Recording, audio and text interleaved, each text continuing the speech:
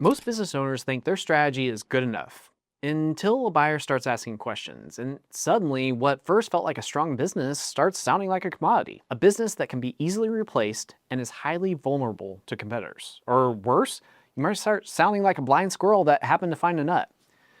Not trying to be rude or condescending here, but that's just how some buyers think.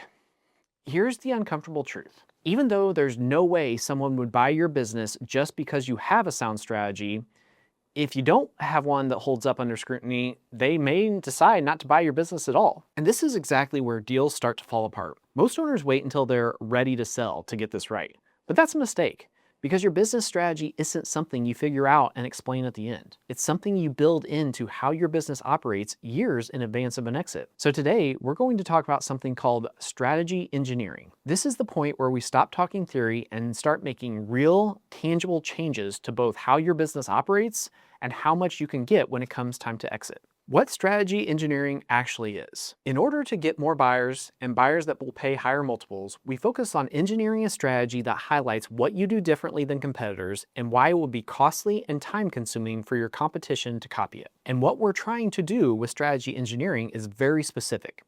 We want to shift the buyer's mindset from what risks does this business have to this business has much more opportunity than I thought, which is a complete 180. And that shift, that's where multiples increase, more buyers show up, and where deals actually get done. Why most business strategies fail to impress. In my experience from years of both buying and selling businesses, most strategies fail for one simple reason. When an owner is asked what makes their business special, they sound just like everyone else. Oh, we have great service, our products are the highest quality, we have strong relationships with our customers. That's not strategy. That's what almost every business says. And when buyers hear you speaking like every other business, they start thinking one thing. This is interchangeable. In other words, you've been pigeonholed as a commodity. And once you're a commodity, you've lost all your leverage. If you've ever looked at Porter's article on strategy, he makes this very clear. Strategy is not about being better. It's about being different in a way that can't easily be copied. That difference comes from your activities, what you do, how you do it, and what you deliberately choose not to do. So let's dive in and talk about each one in detail. First question, what do you do differently than your competitors? No, not what you do better, what you do differently, because buyers are looking for something very specific. They want to know, if I buy this business, what makes it defensible? And here's where most owners struggle. Because they've been running their business for so long, they don't even realize what's unique anymore. I've seen businesses with incredibly strong differentiation. And the owner says, yeah, but that's not special. That's just how we've always done it.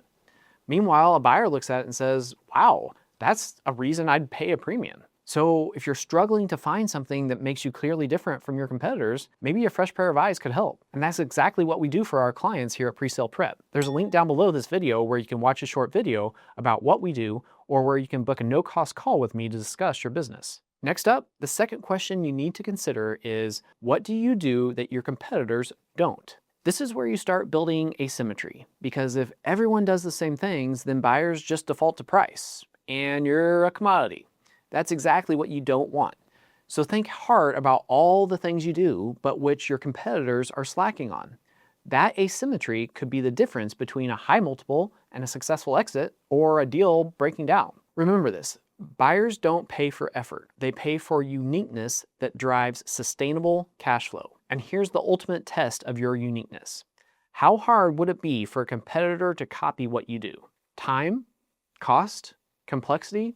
If the answer is not that hard, then buyers will assume your advantage won't last. And if it won't last, they won't pay for it. What buyers are really asking is this business lucky or intentional? Because lucky businesses get discounted, while intentional businesses get rewarded. And this is where everything changes. When your strategy is engineered properly, buyers stop focusing on downside risk and start thinking about upside potential. That's the shift you're after. Final question, and this is the one almost nobody gets right. What do you say no to? This is critical because strategy is not only about what you do, but also what you don't do. What do I mean? Well, if you try to serve everyone, offer everything, be everything, you're diluting your positioning, and buyers can spot that problem immediately. Strategy requires trade-offs. You have to choose what not to do, and here's the part most people miss. The more tightly focused you are, the more valuable you often become. Now let's connect these three questions to your valuation. because this isn't theoretical. This shows up directly in how buyers price your business. In the M&A world, buyers are constantly evaluating your revenue quality, your differentiation, and your risk versus your upside. And so if they can't clearly see your advantage, they start discounting. That means a lower multiple, worse deal structure, less cash at close. So how do you fix this? Well, let's talk about proving your advantage. Because you can't just claim you're different from your competitors, you have to prove it. And this is where strategy engineering gets practical. You might build a case study that shows measurable results, use financial data to back up your positioning, or highlight processes that competitors can't easily replicate, because evidence changes everything.